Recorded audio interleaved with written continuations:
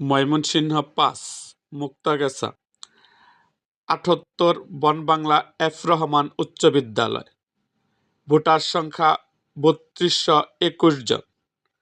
এখানে সর্বোচ্চ ভোট পেয়ে নির্বাচিত হয়েছেন মোহাম্মদ মতিউর রহমান আকন্দ, দাঁড়িপাল্লা ১১৪৩ ভোট।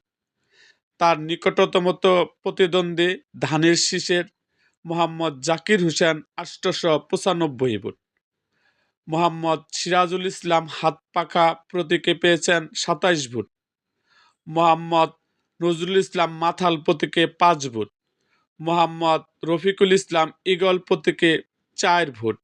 মোট ২,০৭৪ ভোট এই কেন্দ্রে কাস্ট হয়েছে। এই কেন্দ্রে ছাড়া আরও অন্যান্য কেন্দ্রের ফলাফল জানতে আমাদের মুক্তাগাছার ইতিহাস মিডিয়া ইউটিউব চ্যানেলটিকে সাবস্ক্রাইব করুন এবং পাশে থাকা বেল আইকনটি বাজিয়ে দিন।